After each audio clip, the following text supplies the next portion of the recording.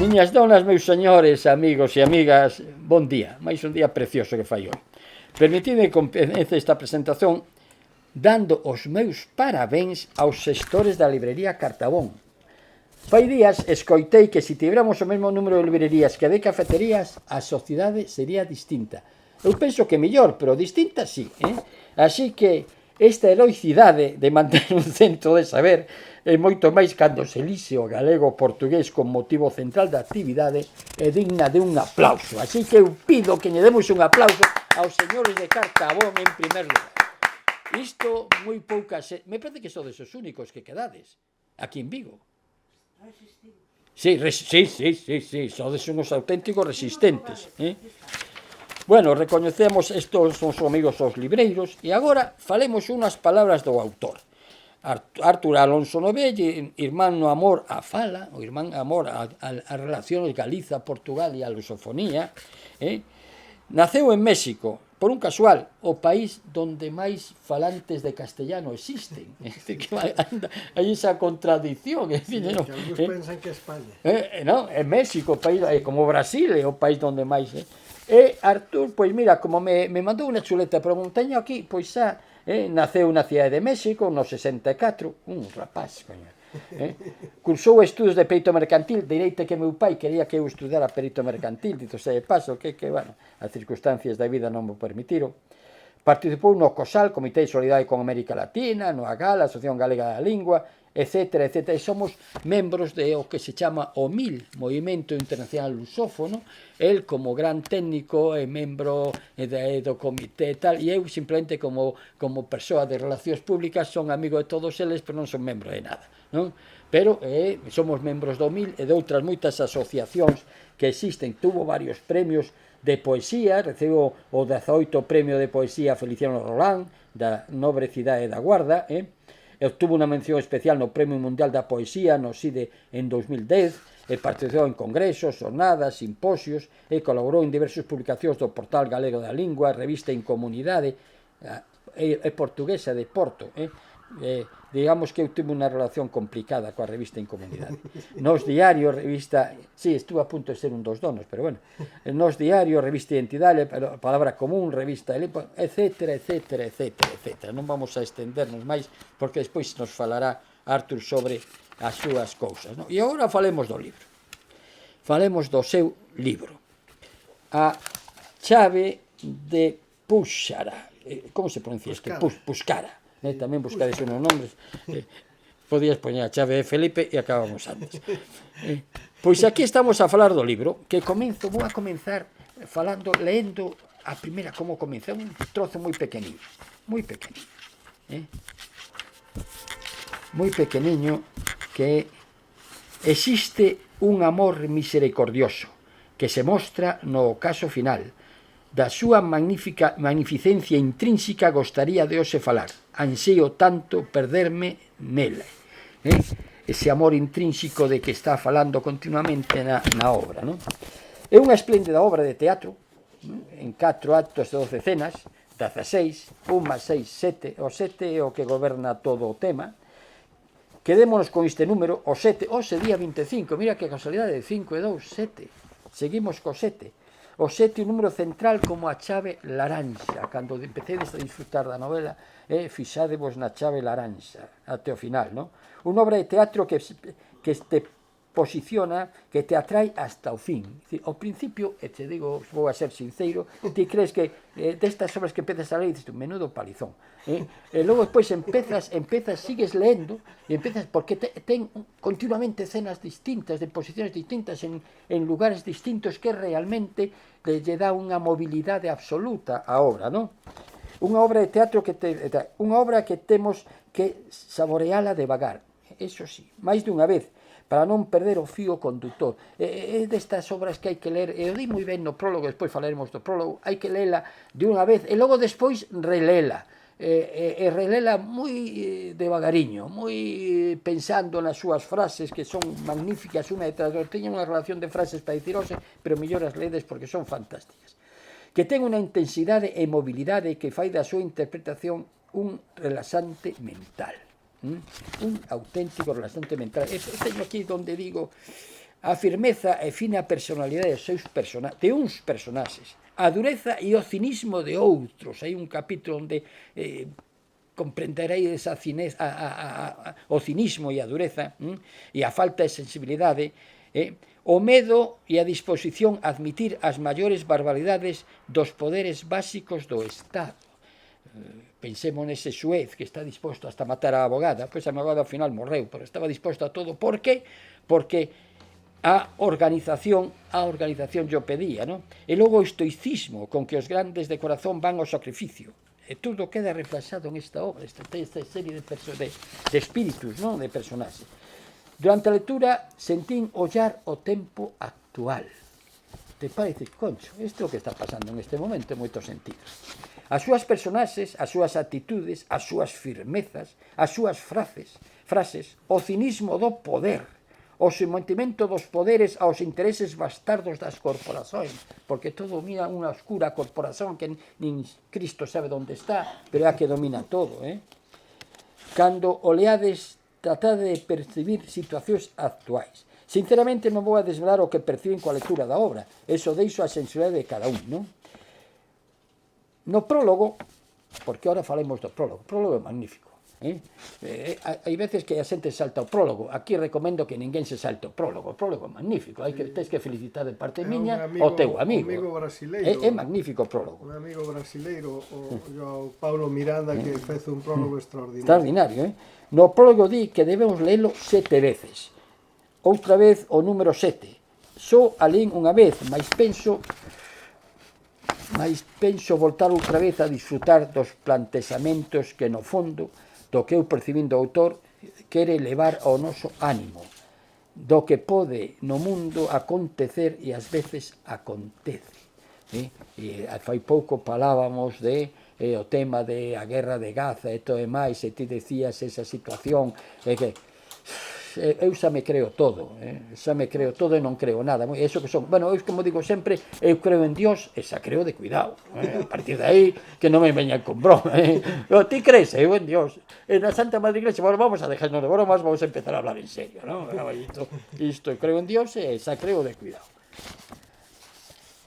E remata, non sei, que pode no mundo acontecer, ás veces acontecer, remata con unha cea de profundo optimismo. Eu no fondo creo que no final hai unha carga de optimismo tremenda dentro de todas as desgracias, porque morre hasta a xustiza, por decirlo, pero no fondo hai unha carga cando chegamos a Balón, hai unha me estou lanzando. E logo despois ao final ten un poema, nada máis que vou a ler os primeiros versos, pero precioso tamén. Deberíamos falar de amor en todas as linguas, en cada rexión do planeta, onde estive a túa espera por días. Deberíamos ter pronunciado teu nome como un cardume de ríos navegáveis. Isto é o comienzo dunha poesía, Margot, que non sei a quen lle dirixe. A túa muller se chama Margot, pero preciosa, máis rollazos, porque estes suelen facer poesías moi longas, non? Pero vamos, pero é preciosa a poesía, non? E deixo aquí a miña humilde presentación. Eu teño moito rollo, e se sigo así pois estar unha hora, así por iso me medín o tempo, para que o Artur nos diga a súa realidade, que pode ser distinta a miña sensibilidade, pode que eu pense unha cousa e ti ahora digas outra. Un breve consello: léelo, disfrutádeo, e un desexo.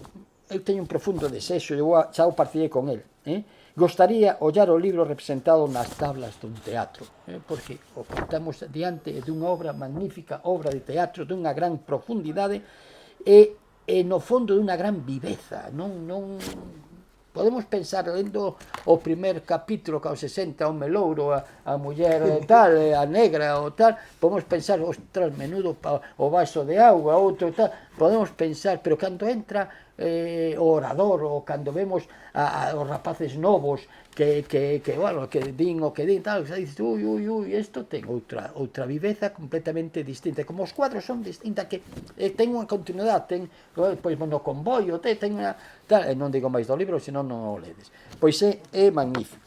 Ben, pois aquí vos deixo, desearía vela na obra de teatro, e moito obrigado por haberme escoitado esta breve presentación, amigo Artur. Ora di o contrario do que dicen eles.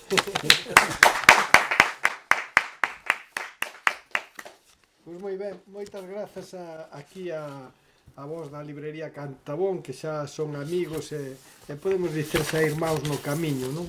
Cando chegamos aquí a este tipo de presentacións que xa estamos nun percurso vital en que xa traspasamos xa un pouco as experiencias da infancia, da mocidade, estamos na maturidade e pois xa nos vamos dando conta de que a xente que compartillamos certos espacios son irmãos e irmás de corazón.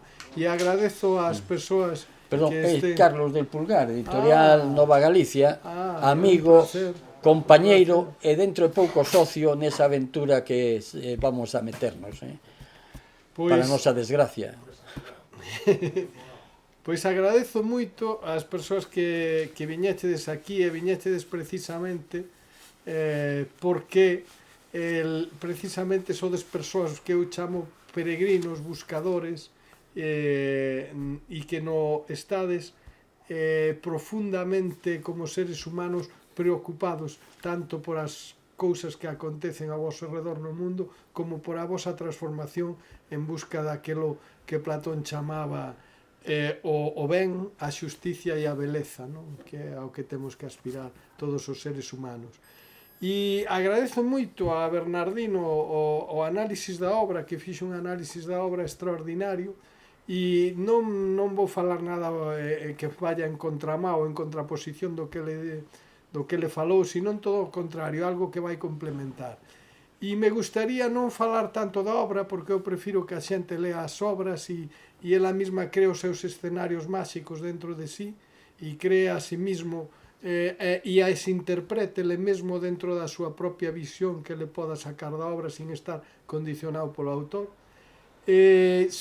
Dicer que vou a explicar un pouquiño os mimbres cos quais se fixo esta obra, como esta obra se construiu, como se fez esta obra e cuáles foron os mimbres. Aconsellar tamén o que aconsellou o amigo Bernardino de ler o prólogo. De facto, no inicio da obra digo que se unha persoa solo ler o prólogo da obra e non ler a obra, xa terá andado moito camiño, porque é un prólogo extraordinario dun amigo que tamén é un irmão no camiño, o amigo e irmão João Paulo Miranda, a quen aprecio moito e que teve ese detalle, como teve Bernardino aquí, de facer súa análise da obra, non? Entón, o primeiro é a chave, non? A chave. A chave abre portas, non? E xa como estamos vendo na obra, e tal e como está o diseño da obra, pois é unha chave que é unha chave máxica, non? Que nos abre hacia mundos que realmente non son mundos oníricos, nin son mundos fantasiosos. Todo o que os vamos falar aquí dos mimbres que construen a obra son os mimbres que de alguna forma tamén construíron a realidade e o percurso vital do autor, non? E das persoas que acompañaron a traxectoria do autor e que lle chegaron como espellos, porque as persoas somos como espellos, non? E uns en outros vamos descubrindo cousas, non? Mesmo moitas veces cando falamos e vemos que unha persoa nos irrita, realmente aquilo que nos irrita naquela persoa é algo que está profundamente dentro de nós, non? Ou algo que el despertou, pois despertou nosa ira, despertou unha alteración emocional, e ese é un espello que nos está mostrando que temos aí esa alteración, non? Porque senón, por moito que ese ser humano nos podera parecer un ser humano pois que podemos cualificar como quixermos, ese ser humano non nos afectaría, a pesar das súas conductas, non nos afecta porque nos motiva algo en nós.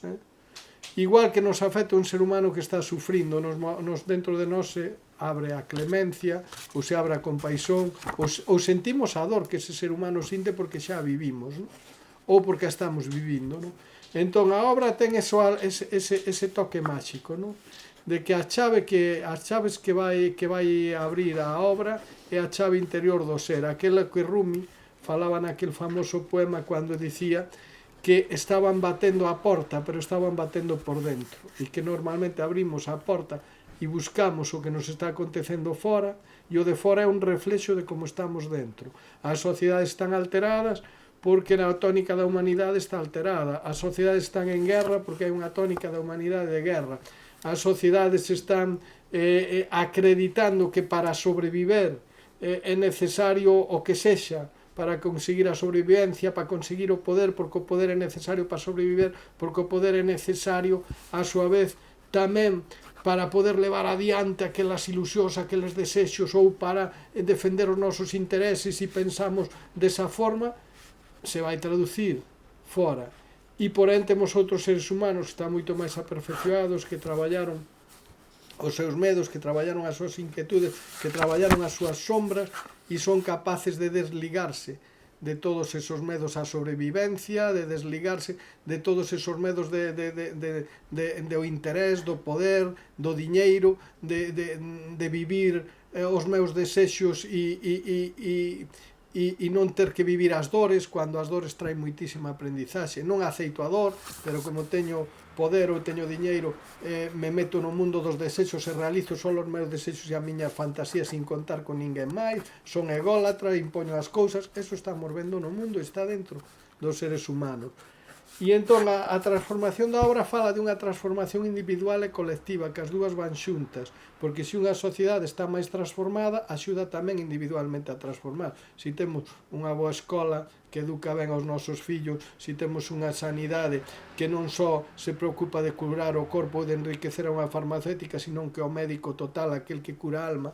Aquí falaba da traxedia que está agora padecéndose aí na Palestina, esa traxedia, falábamos tamén da bestialidade de Hamas, e falamos da bestialidade desproporcionada de Israel. E outro día me pasaron por aí polas redes sociales un breve, dura uns minutos, de un neno que entra a un hospital de Gaza, e realmente me impactou moito ver iso. E o neno está en shock, tremendo. E que fai o médico? O médico primeiro vai a calmar a alma, vai a curar a alma, e despois se vai a ver as feridas do neno. E colla o neno, o abraza, e é algo moi forte, verdadeiramente forte. E entonces aí eu dixen, aquí está a chave, unha das chaves da xente que se quera dedicar á medicina. Hai quen se dedica á medicina porque é unha profesión prestixiosa, porque vai dar, podelle dar prestixio social, pode gañar diñeiro, pode, en fin, cumplir os seus praceres despois se traballa moito e obtén moito diñeiro, e lle importa posición social e diñeiro. Non é médico.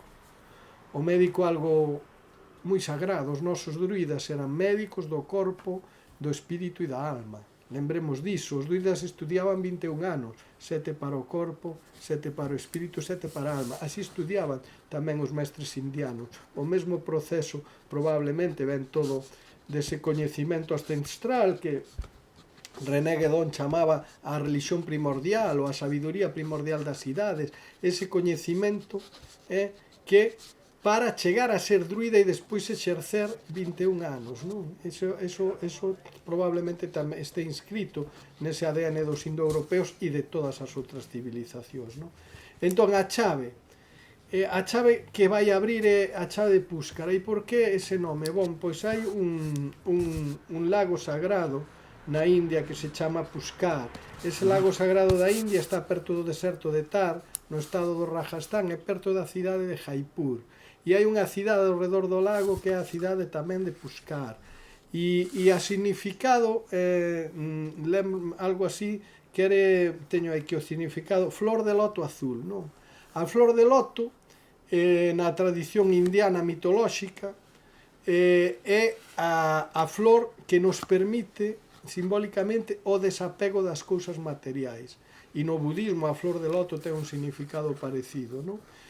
E a cor azul é a cor de Krishna. Krishna na India é o fillo do Deus, non?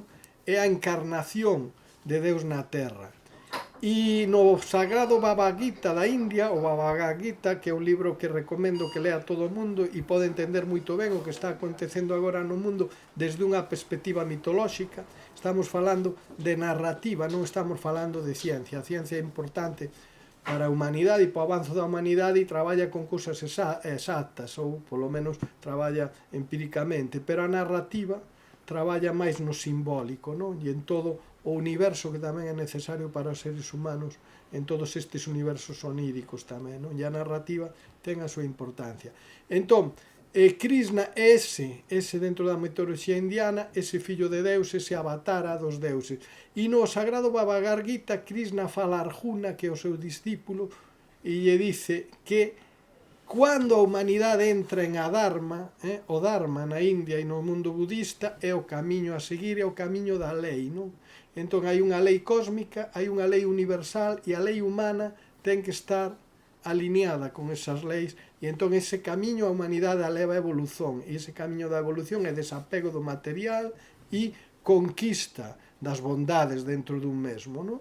Entón dice Krishna que se manifiesta cando unha humanidade está en decadencia e vai entrar ao camiño da Dharma e vai entrar a entropía e o peligro da autodestruizón para conducir de novo a humanidade a guía.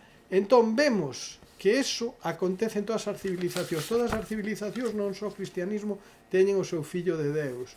Na civilización mexica temos Quetzalcóatl, extraordinario. Quetzalcóatl chega e enseña aos mexicas que están xa veñen da época esplendorosa e están caendo na época de decadencia, e lles ensina outra vez a voltar a encontrar a bondade, a verdade, o desapego da materialidade, e lles ensiñou o camiño da Toltecayot de Quetzalcóatl. E é curioso porque Coatl significa serpente. E Quetzal é a ave máis fermosa que hai no México, esa ave colorida, o Quetzal, é algo espectacular. E entón é o mesmo camiño do que fala no mundo exipcio as chaves éticas de Facotec, non? Todas esas chaves de Facotec falan de dous camiños no ser humano. Un que Facotec sinaliza como o camiño do ventre, que é o camiño inferior, o camiño do que se arrastra, o camiño do que busca cumprir os seus instintos materiais, o camiño do que busca cumprir as súas paixós, e iso ten sempre a simboloxía da serpente que se arrastra. E de repente hai o camiño que Facotep chama, que é o camiño do corazón. Tes dúas sendas para elegir no libre arbitrio: a xenda de arrastrarte nos praceres materiais e de vivir apegado á materialidade, ou a xenda de elevarte, que é a senda do corazón, non? E a senda que na tradición exipcia aparece co falcón de Horus. O falcón voa. Na tradición dos indios americanos é o camiño da águia, desa famosa e preciosa águia norteamericana que sobrevoa. Por qué? Porque xa se transformou, pasou todas as transformacións, todos os sufrimentos, todas as dores, chegou a famosa crucificación simbólica da que despois falaremos tamén, e xa renaceu na crucificación de Cristo da tradición cristiana. Xesús se crucifica e morre para o material e nace para o espiritual, e cando volta e se presenta aos apóstoles xa ven co fogo de Pentecostés, ven co fogo Agni da India, ven co ser iluminado, o ser que trascendeu e renaceu como ser espiritual, e ese fogo cai sobre os apóstolos que despois van a facer a misión de levar a boa nova ao mundo. Eso está en todas as tradicións, non? E eu me asombrei.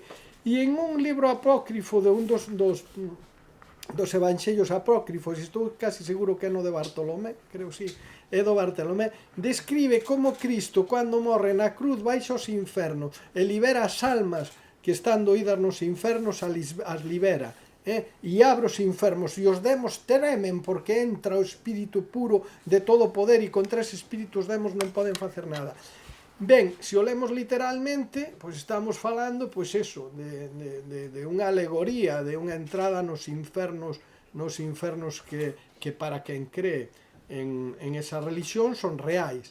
Pero se o vemos dentro da transformación interior, o Cristo desce ao inferior en si mesmo, aos infernos e os demos que hai en si mesmo, e libera a súa alma e a limpa, e entonces o espírito de luz que hai en él se abre a todo o corpo e o fai un home que perde o medo á morte, a través da crucifixión, perde o medo á morte.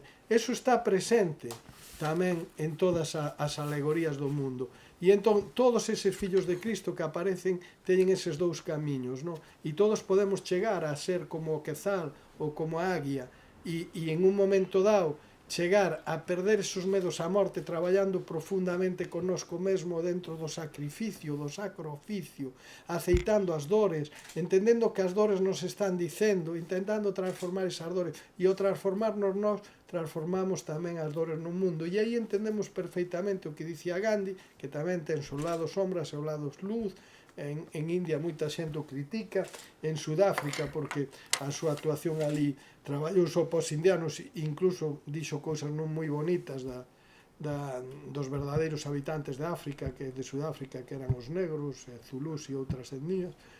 Pero Gandhi dixo tamén cousas interesantes para a nosa formación, e unha delas é que dice que cando un ser humano dá un paso a favor da paz, toda a humanidade dá un paso a favor da paz. Nós tivemos aquí a un dos grandes mártires do galeguismo e unha das insignias do gnosticismo, que foi Prisciliano. Que pasa cando hai un home transformado como Prisciliano?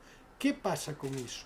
Ese home fai que a humanidade dé un paso ao frente, en este caso o mundo galaico, non? E o mundo da península celtibérica, porque chegou hasta Bética a súa predicación, el foi bispo de Ávila na Lusitania. En fin, todo ese home creou un movimento, e aí vamos a outra das cousas maravillosas que parece imposible, non?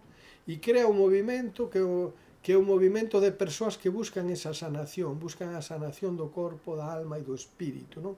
Alimentarse millor, sabemos que os priscilianistas traballaban moi ben, eran moi conscientes no que comían, o que era bon para a súa saúde, estudaban como os druidas, corpo, alma e espírito, limpaban a súa alma e sabían cando o que no cristianismo se chama os pecados hai que facer a penitencia, que son realmente os erros.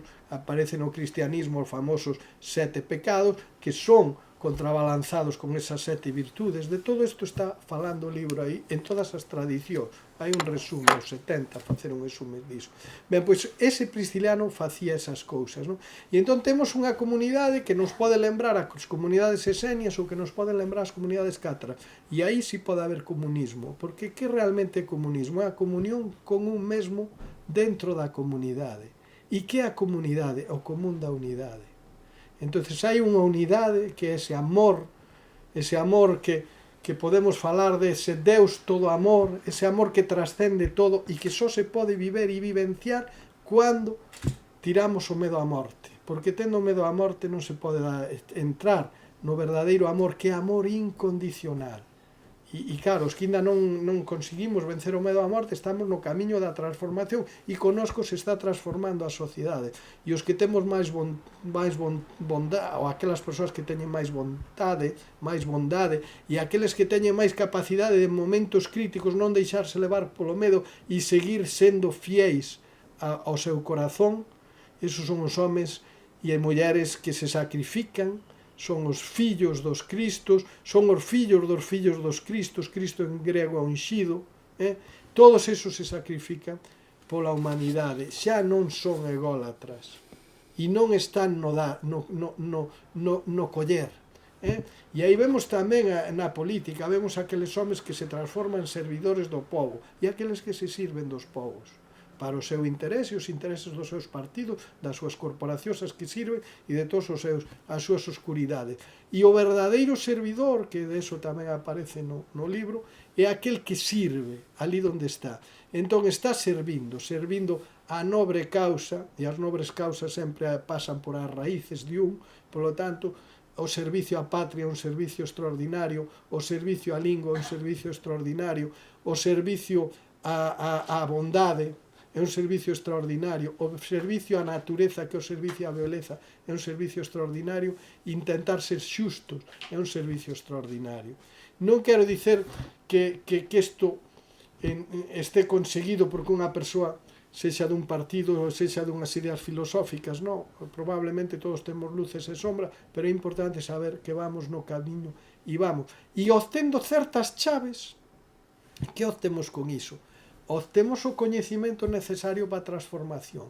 Entón, Puskara ten a ver con iso, ten a ver con o azul no mundo indiano, e no Ayurveda se refire ao que eles chaman as 3 gunas da materia.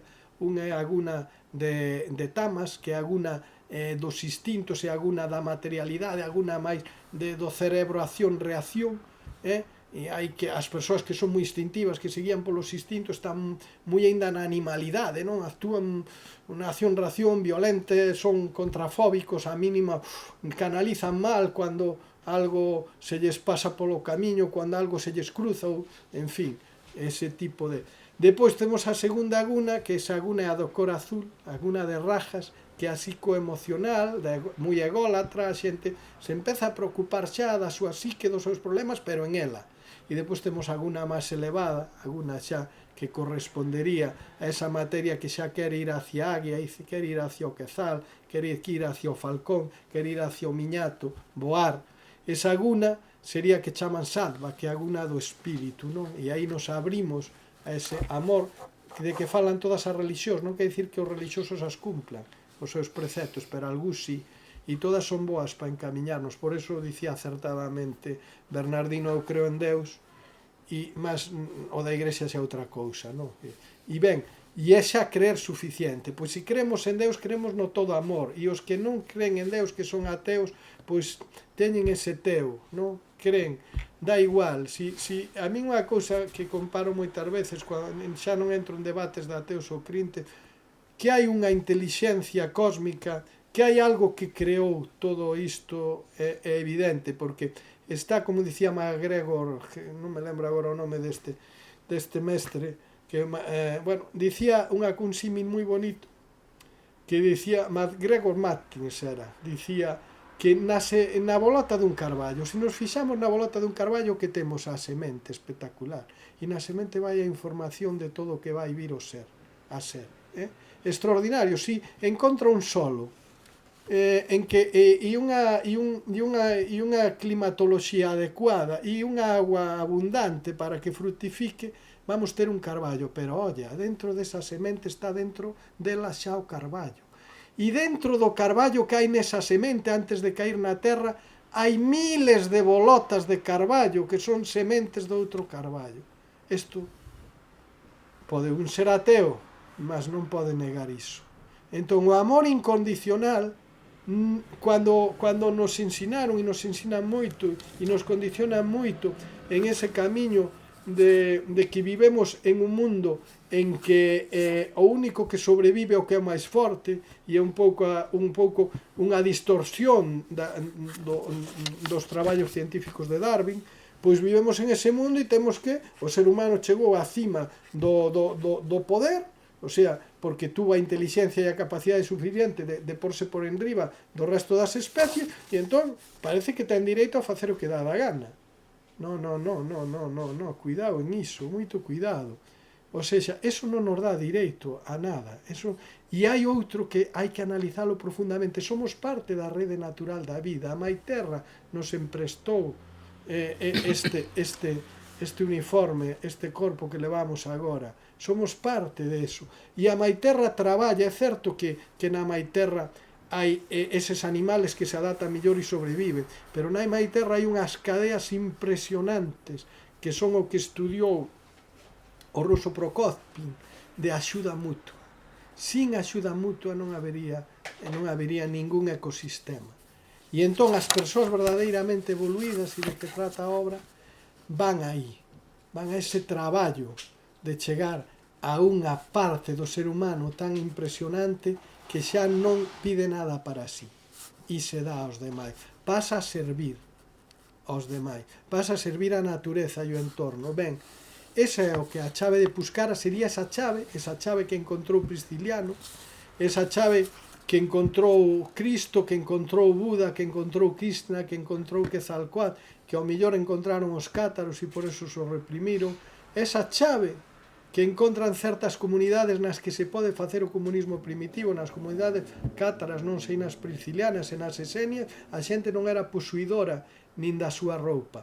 Pero para compartillar todo e para chegar a esa fraternidade universal e para poder realizar ese verdadeiro comunismo, temos que ter unha tónica humana tan elevada, que non se pode facer, porque agora a propiedade privada hasta está moi ben, porque que a propiedade privada, tú na túa propiedade privada te podes defender do Estado e das corporacións. Imagínate que non tuveramos hoxe propiedade privada, éramos números, e con este sistema que temos telemático, me cachen tal, totalmente controlados, pero temos nosa privacidade, e a privacidade é sagrada. E temos noso espacio, por esos celtas dicían cada unha a súa leira fai o que queira, porque aí se o poder malvado que controla o mundo nos podría ter como auténticos escravos. Esa propiedade privada dentro das nosas casas, dentro da nosa mente, eso pode ser tamén conectado co sagrado. Co sagrado quer dicir que a bondade total. Nos, cando estamos en un mundo de guerra, e aí no último capítulo se fala deso, aquelo que é amoroso, completamente amoroso, a palabra, o verbo do Evangelio de San Xoán, a palabra o principio, o verbo como principio amoroso dador de vida, se esconde. Entonces estamos en plena guerra e escondemos a palabra, e aí no último aí do libro aparece iso, cando van hacia Avalon e están levando consigo o máis sagrado, non? Ben, entonces aí se esconde, non? E aí temos unha chave que encerra, pero a chave sempre pode voltar a abrir cando a humanidade teña a tónica, ou cando un humano ten a tónica para encontrar esa súa chave para abrirse e para coñecer esos grandes misterios. Vou ir acabando por aquí, pero quero deixar algo moi importante: as chaves todas teñen guardiás, e iso para min foi un gran descubrimento, e isto é algo fantástico. Eu traballei un pouco no libro de poemas que falei, e o libro de poemas ten que ver co sagrado femenino, e que foi no seu momento apagado, non? E cando a doutora Blanca Fernández Albalar, un gran amiga de algúns de nós, que é unha gran amiga, e que tal vez eu, para min, non coñezo unha persoa que saiba tanto do mundo celta como ela, André Penagraña e outros máis, son dos que máis saben do mundo celta que eu coñeza. Igual hai outras persoas que saben moito del e eu non coñezo. E me dixo a doutora Blanca Fernández Albalat que cando morre unha persoa, a alma que leva o morto, a divindade que conduce o morto, porque a través desos camiños trebrosos que non coñecemos, porque cando chegamos aquí perdemos o coñecemento que traíamos da orixe, non? Pois cando voltamos ao orixe temos que ser guiados na tradición celta, nos guía Laros, é o ser masculino, Laros. E quen recibe e abre os portós é unha divindade femenina, Lera. Isto é fantástico. E isto me deu unha das chaves que eu xa iba coñecendo por o misterio das tríades, dos trísquels, non? En todas as tradicións que eu leín hai o que os indianos chaman Parabrahma. En Parabrahma non hai manifestación. Digamos que Deus, o eterno, como chamaban os sumerios, o teo dos ateos, o nada dos ateos, o vacío, a vacuidade dos budistas, o Ein Sof dos cabalistas, que Ein Sof significa precisamente sin limite. Eso está sin manifestar. De repente, cando ven a manifestación, aí esa divindade, segundo unha alegoría moi bonita que a mí me gusta da teósofa Dion Fortuny, que é unha teósofa do século XIX, da época de Blavatsky e toda esta xente, dice que cando esa divindade, ese Deus, vai a manifestar o mundo, por que quere manifestar o mundo? Porque quere dar amor ao creado. É só un acto de amor.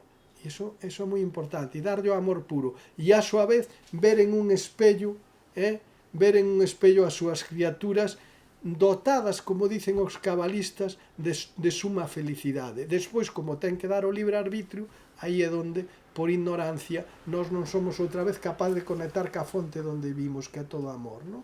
Ben, entón, abre unha seteira, e aí en algo que é todo luz, se abre unha seteira se forma un escuro, aí xa hai unha sombra e hai un abismo, e aí inxeta o Deus, inxeta a luz.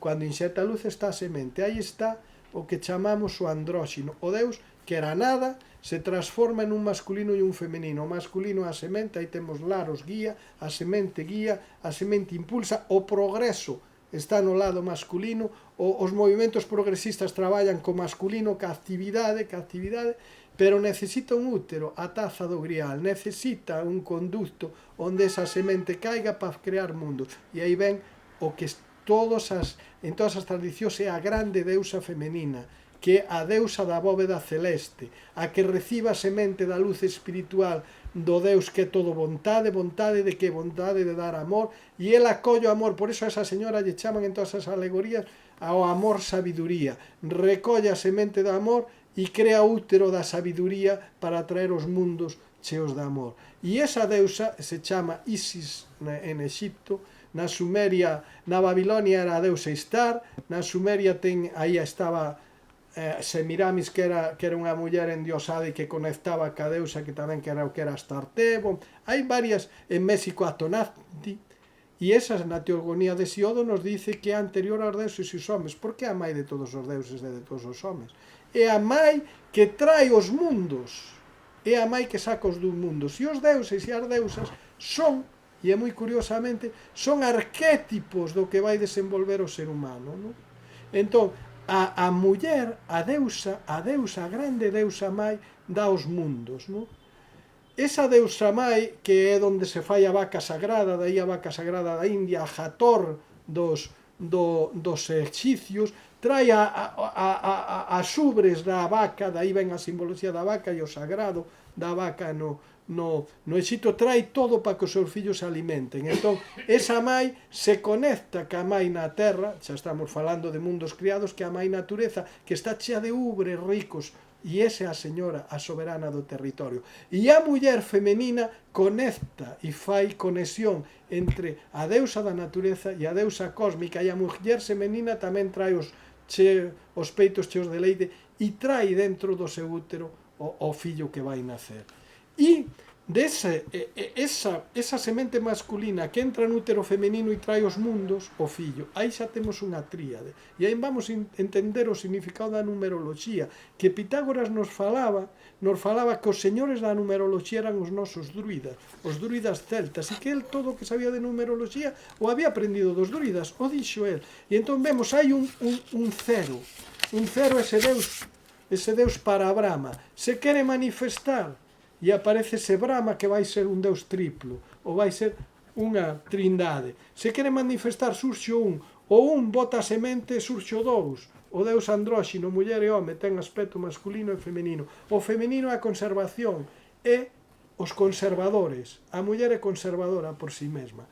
E aquí nos pelexamos entre a dereita conservadora e a esquerda progresista, ignorando que non hai progreso sin conservación. A natureza non pode facer a continua mudanza se non conserva. A muller conserva, por iso a muller ese pilar que é máis dada a conservar, a unir, a unificar a familia, e o masculino, que a muller tamén ten dentro de si masculino e femenino, e o home aquel que é máis dado, veña, vamos a avanzar, vamos a facer outro negocio, vamos a muller e dice, no, quieta, se achega, vamos a...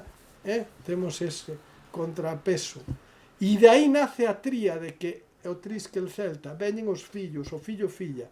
No mundo celta, que é un mundo moi ligado á deusa femenina europea, é un mundo que probablemente, e tal como explica Eduard Suré nos grandes iniciados, estaba aínda no antigo matriarcado. Entón aí vamos ver os ciclos. E hasta que o ser humano non aprende e non entenda ben a equilibrar e armonizar as dualidades dentro de sí, vamos viver ciclos de matriarcado que siglen a ciclos de patriarcado. É o que Xuré, e é moito interesante, isto non é ciencia, volvemos a dicir, é narrativa, é o que Xuré nos fala nos grandes iniciados. Había un ciclo femenino que entrou en decadencia, entón Ran, o celta, colle unhas levas de tribus e leva eso hacia Oriente. Moito interesante narrativamente, non é ciencia, é narrativa. Leva eso hacia Oriente e hai unha acción que reacciona contra un femenino, contra un mundo matriarcal que está en decadencia. Entón, como está en decadencia, está en entropía, entonces reacciona. E que fan aí, pouco a pouco, empezan a retirar o primeiro a muller do altar. E lle quitan o fogo do altar e a meten no fogo do lar. Entón xa temos a muller sometida ao patriarcado, non? Ben, e entón esa acción que antes tiña a muller, que era o alfa e o omega, era a muller. Vamos ver que Lera recibe, abre a porta e conduce ao outro lado. Por lo tanto, quen ten o coñecimento do principio e o fin é a divindade femenina. Porén, nos mundos patriarcais, pouco a pouco, eso se lle vai quitar a muller, se lle quita de todo o contacto co trascendental, se lle quita da balanza da xusticia, a xusticia van ser os homes, tamén a xusticia do amor sabiduría era un útero femenino, tamén se retira dai, se lle retira da gobernanza no mundo celta, ainda temos exemplos de grandes raíñas como Boudica, verdad?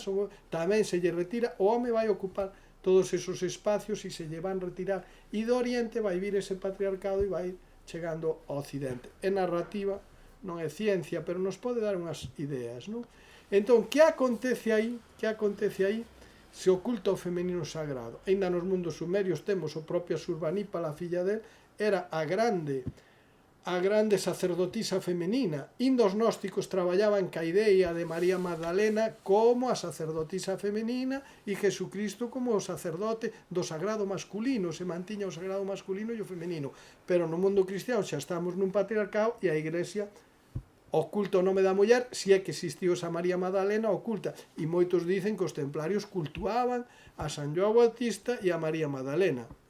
Son escritos que leo por aí e desto saben máis os historiadores. Pero bon, é interesante, e iso é interesante. Entón vemos que a tríade esa, que é a tríade de un pai supremo, unha mãe suprema e os fillos que van facer traballos no mundo, teñen que estar conectados, ben conectados todos, para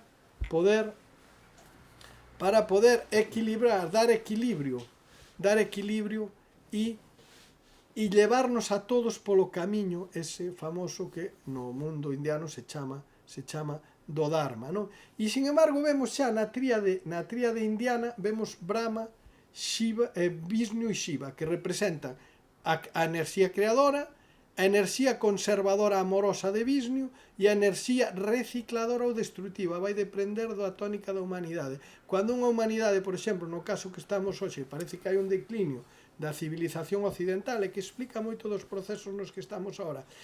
E ven outra civilización, porque cando esa civilización occidental chega un momento en que non se poden camiñar, ven outra civilización para dar unha nova tónica á humanidade. Bon, pois aí estamos, xa empeza a estar na enerxía de Shiva, e pode ser recicladora, pode o relevo ser suave ou pode ser terrible. Entón Shiva se convirte no destructor, e Kali, a deusa Kali, aparece que é a deusa da morte, non? Ben, pois esas tres tríades son masculinas e teñen a súa contraparte femenina, teñen a contraparte de Pravati, de Lakshmi e de Sarasvati, non? Pero xa a muller entra na tríade oculta. Porén, se nos fixamos nas tríades, por exemplo, como a egipcia, ainda se mantén o pai Osiris, a mai Isis, e o fillo que é o que fai os traballos nos mundos é Horus, non? E aí temos toda unha serie de alegorías míticas de como se relacionan os tres, non? Ben, se nos fixamos no mundo celta é extraordinario, porque no mundo celta galaico temos o pai Larouco, temos a mai Anu ou Danu, o estatua de Danán, son os fillos da deusa Danu, non? E temos que o fillo está nunha unión, traballan dous, e son os dous xemios espirituais, que é Lug e Brigantia. Os dous traballan, fan traballos na terra e os dous axudan a esa humanidade celta a encamiñala hacia o ben, hacia a xusticia, hacia a beleza, a respeitar a natureza, a ser xustos. E a deusa, que é a señora soberana do territorio, é a deusa soberana do territorio, que está en contacto, deusa natureza, en contacto ca deusa cósmica e ca muller no femenino. E cando se entronizaba un corono, un rei no mundo celta, eso eu aprendí moi ben con André Penagaña, como explicou moi ben, se entronizaba na Trebopala, na pedra da tribu, e había un casamento ritual ca deusa que era a señora do territorio, e a deusa lle daba en xestión o territorio. Os homes, os seres humanos, non podemos facer do territorio que nos dá a gana porque nos puxemos acima na cadeia natural, nos puxemos acima. Non, simplemente ela nos dá o territorio, e se o rei é xusto e é bondadoso e traballa a favor da beleza, a natureza no día das bodas de Lug, as colleitas exploden, senón a deusa non recoñece ao ser humano como xestor do que ela lle cedeu. Eu penso que hoxe a deusa non está recoñecendo ao ser humano como xestor do que ela quere, porque ela quere dar aos seus fillos frutos abundantes, e o ser humano non está facendo a xestión que debe facer. Entón a deusa se escolle. E ben, se vamos ao cristianismo xa vemos que o pai ese pai que sería o primeiro trono, por exemplo, o fillo xa pasa ao segundo trono, que é Xesús, directamente pasa ao segundo, e o Espírito Santo pasa ao terceiro. Cuidado que no Evangelio apócrifo de Felipe dice que o Espírito Santo a pomba é o femenino no cristianismo, pero xa pasa a un terceiro lugar, e hai que facer unha interpretación encuberta, e de aí ven moito da gnosis que traballaba cos xemos espirituais Xesús e Magdalena, cada un dentro do seu sacerdocio, non? Ben, todo eso, e todas esas tríades e todo eso, están aí presentes, está presente cousa de numeroloxía, o 12, por exemplo, os traballos de transformación. Os traballos de transformación temos os 12 traballos de Hércules. Qual é o primeiro dos traballos de Hércules? Un dos primeiros é as eguas bravas que parían cabalos selvaxes, ten que Hércules metelas nun cerco e controlalas. Que significan as eguas bravas? As emocións. Quenes son os cabalos selvaxes? Os pensamentos. Emocións alteradas, pensamentos distorcidos, no que está agora a humanidade. E que fai Hércules? As mete no cerco, pero despois Hércules deixas ao cuidado dun amigo e se volven a escapar. Quen era o amigo a que lle deixou cuidado Hércules? Era o ego, a egolatría. Cando a egolatría toma cuidado das emocións, as volve a soltar. E entón veñen os pensamentos erráticos. Hércules é mitade divino e mitade humano, polo tanto, cando Hércules actúa no plano dun home elevado, que significa nas mitoloxías. Temos unha das transformacións máis antiguas, o poema épico de Gilgamés, é un percorrido por a transformación do ser humano. Gilgamés é 2/3 divino e 1/3 humano. É un home elevadísimo, se supón que en el ten que vibrar moito amor. Sin embargo, ese tercio humano o leva a que el se convirta en un ser que hasta que non recibe extremo sufrimiento non deixa de querer gravar, como dice no libro directamente, o seu nome na pedra. Que significa gravar o seu nome na pedra? Ter recoñecimento, ter poder material, ter capacidade de impor o seu desexo. E cando o seu xemio, que simboliza a contraparte animal del, que se chamaba Enkidu, morre na súa mão, el espera, porque se nega, e lle dice, os dous estábamos gravando o nombre na pedra, non te me morra, e el se nega a salir da súa egolatría, do seu desexo e de ir hacia a súa parte nobre, e cando literalmente se apodrece nas súas maus, o cadáver cheira, que xa non o pode soportar, el se dá conta que todo o que hai aquí é efémero, entonces busca o camiño eterno, o camiño do trascendente. E están os 12 pasos dos gnósticos no Ceremón de Apolonio de Tiana, todos eses, e vemos o 12 como un símbolo cíclico das transformacións. Temos os 12 zodiacais, temos todas esas representacións nos distintos calendarios dos ciclos, e os ciclos sempre son nacimento, crecimento, maturidade, morte e os relevos dos ciclos. E unha das cousas importantes nos seres humanos é eso. O ser humano que sirve non pensa nel, pensa no fillo. E aí ven a idea do sacrificio. E aí ven a crucifixión, e con isto remato, pero é importante porque aparece aí a crucifixión ritual. Cando a persoa xa se esquece de si mesma, ten fillos e se sacrifica polos fillos. Ten un ideal e se sacrifica por o seu ideal. Ese ideal pode ser a patria, pode ser o misioneiro que se vai ás misións para levar a boa nova, pode ser infinidade de cousas. Ese home xa está saindo dese círculo restrito del eu. E se abre a darse a humanidade. E non se importa, porque ese home non sabe, hai algunhas visións que nos falan da reencarnación e que estaríamos reencarnando hasta chegar a un plano no que todos nós nos limparíamos das sombras e todos estaríamos traballando en limpar esta terra das sombras hasta chegar á fraternidade universal, ceder dentro de miles de anos ou millóns de anos, ou igual xa non está esta humanidade cando se dá e xa hai outras cousas, non importa. Pero aquele que traballa facendo iso, empeza a entender un significado da vida. Se está sacrificando para algo que vai dar frutos centos ou miles de anos. Mira, Prisciliano está dando frutos agora. Quer dizer, ese home ten, ou esa muller ten unha visión extraordinaria, e aí ven o sacrificio. Si hai un filme que a mí me impactou cando vin e non o entendía, hoxe, grazas a Deus, o entendo un pouco mellor, que é un home chamado Cabalo, que actuaba Richard Harris, que aparece en eses filmes de Harry Potter facendo de mago. Ben, Richard Harris aí ten unha crucifixión ritual, é impresionante. Ele está alteradísimo, ele é un branco que ve as animaladas que os brancos fan cos indígenas, se transforma nun indígena, pero hai que mudar todo, porque un indígena é un home que está en contacto ca natureza, e o estar en contacto ca natureza estás en contacto co cosmos, é máis trascendental que o home material branco. Entón, chega un momento en que ele está así como louco, está perdido no laberinto da súa propia psique. Os laberintos tamén son símbolos da psique, non? E non me estendería máis se non falaríamos do simbolismo do laberinto, do minotauro e todo iso, non? Ben, pois aí o penduran polo peito, xusto polo peito, porque no corazón é onde se produce a transformación. O corazón se acelera cando vemos a maldade, o corazón se acelera cando vemos os medos que temos dentro de nós.